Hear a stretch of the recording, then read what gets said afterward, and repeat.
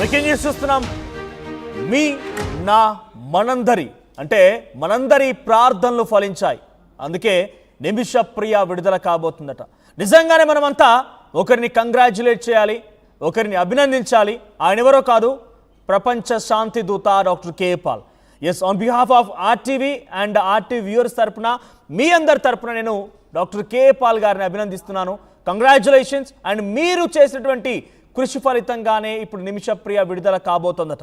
ఈ విషయాన్ని ఎవరో కాదు, ఏకంగా డాక్టర్ కే పాలే ఈ విషయం పైన క్లారిటీ ఇచ్చారు. ఒక వీడియోని విడుదల చేశారు. ఆయన సుమారుగా 2017 నుంచి జైలు జీవితం గడుపుతున్నటువంటి నిమిష ప్రియ ఉరి శిక్ష ఖరారైంది.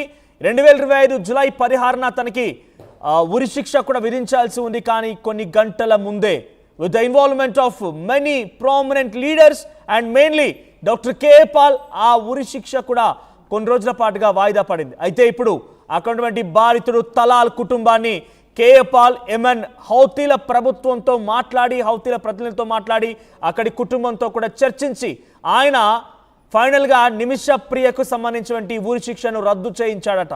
ఆ కుటుంబాన్ని బ్లడ్ మనీ కోసం ఒప్పించాడట. బ్లడ్ మనీకి ఆ కుటుంబం ఒప్పుకుంది. ఆయన గతంలో కూడా కొంత ఆవేదన వ్యక్తం చేశాడు. ఆర్టీవీతో కూడా తనకు సంబంధించినటువంటి అక్కడ ఆయన చేసేటువంటి అడుగులని, ఆ స్టెప్స్ని చాలా క్లియర్గా పంచుకున్నాడు.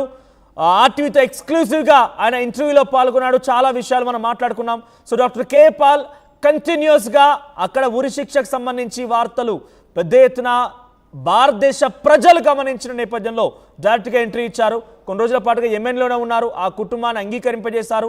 అయితే ఆ కుటుంబం కూడా కన్ఫ్యూజ్ అవుతోంది. ఒకరేమో మోదీ అంటున్నారు, ఇంకొకరేమో కేంద్ర విదేశాంగ శాఖ మంత్రిత్వ శాఖ అంటున్నారు, ఇంకొకరేమో ఆల్రెడీ ఆ కుటుంబం బ్లడ్ మనీకి ఆశపడిందని అంటున్నారు. ఇలా తప్పుడు కథనాలను రాయకండి అని చెప్పి ఇంటర్నేషనల్, నేషనల్ మీడియాలను కూడా ఆయన క్వశ్చన్ చేశాడు. సో కానీ ఆర్టీవీకి ఎక్స్క్లూజివ్గా ఆయన ఇచ్చిన ఇంటర్వ్యూలో చాలా క్లియర్గా చెప్పుకొచ్చారు. నేను డెఫినెట్గా ప్రయత్నం చేస్తాను, ఆ ప్రయత్నాలు ఫలించబోతున్నాయి, నిమిష ప్రియని బయటికి తీసుకొస్తాను అని చెప్పుకొచ్చారు ఆయన. సో ఎటగలకి కే పాల్ తన ట్వీట్లో మెన్షన్ చేశారు, నిమిష ప్రియ విడుదల కాబోతోంది, బ్లడ్ మనీకి ఆ తలాల్ కుటుంబం ఒప్పుకుంది, నేను ఒప్పించాను.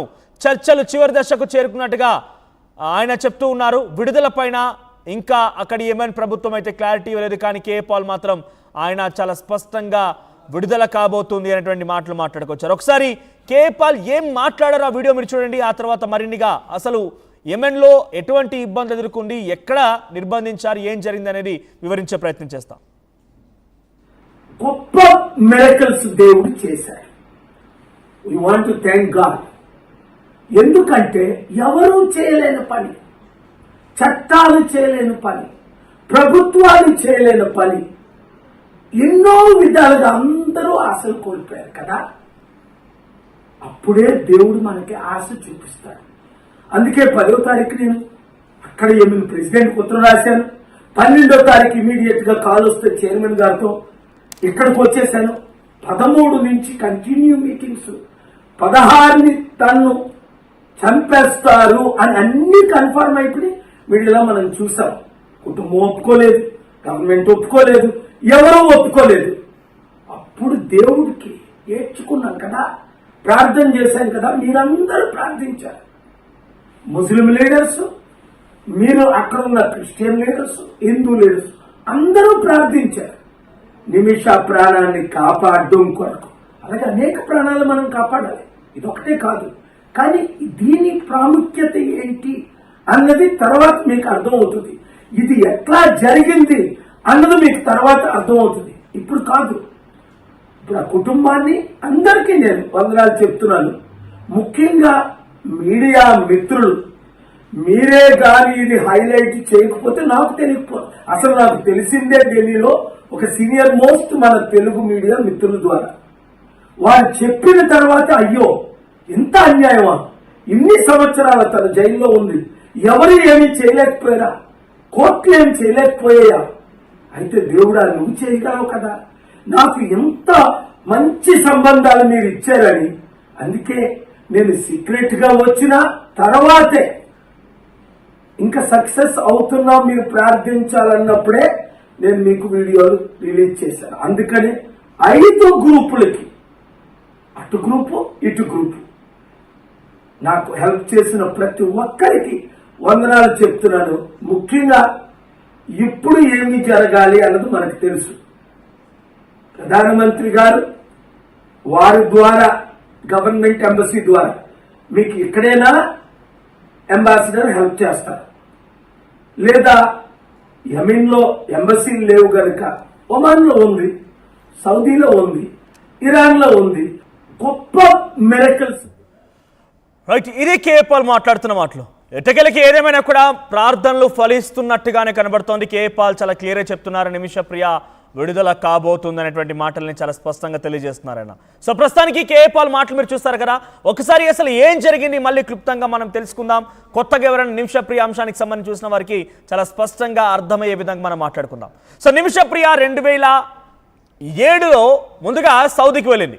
2007-8 రెండేళ్ల పాటుగా సౌదీలోనే పనిచేసింది. 2006లో నర్సింగ్ పూర్తయిన తర్వాత 2006 చివరిలో అంటే డిసెంబర్ నవంబర్ కల్లా తను సౌదీకి వెళ్ళింది. 2 ఏళ్ల పాటుగా అక్కడే పనిచేసింది.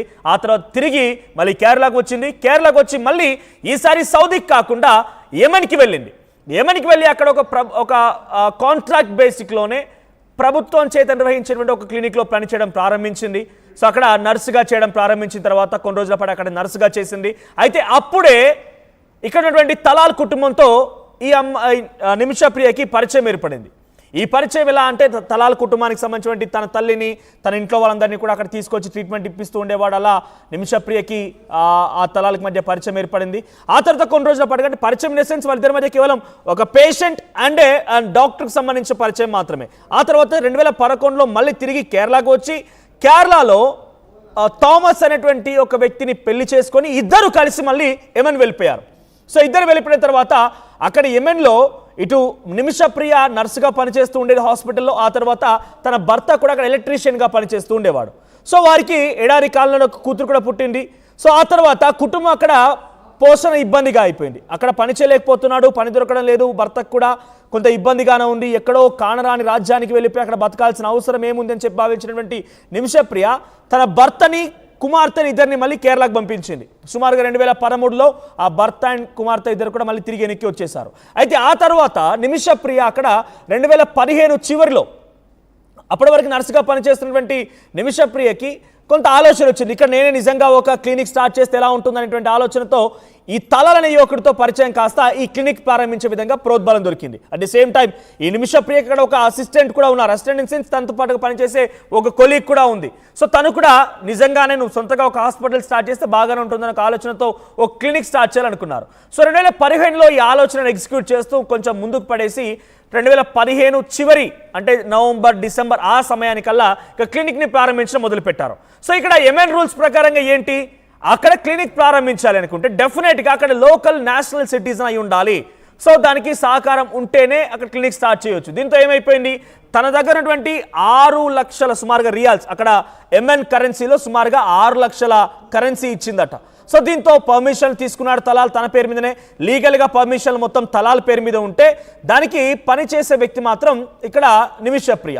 సో అంతా బాగానే ఉంది అనుకున్నట్టుగానే స్టార్ట్ చేశారు. అప్పటికే తలాల్ అనే వ్యక్తి యెమెన్లో ఒక టెక్స్టైల్ షాప్ నడిపిస్తున్న వ్యక్తి అట. ఆయన కుటుంబం చాలా పెద్దది, 3 అన్నదమ్ములు. సో టెక్స్టైల్ షాప్ నిర్వహించేటువంటి తలాల్ ముందుగా ఓకే అనుకున్నాడు, నిమిషప్రియతో స్టార్ట్ చేశాడు. సో 14 బెడెడ్ హాస్పిటల్ అంటే ఒక 14 పడకల గల హాస్పిటల్ క్లినిక్ స్టార్ట్ చేశారు. వారంతా కూడా వెహికల్స్ ఉన్నాయి, అంత బాగానే సవ్యంగా నడిచింది. ఒక 6 నెలల పాటుగా చాలా మంచిగా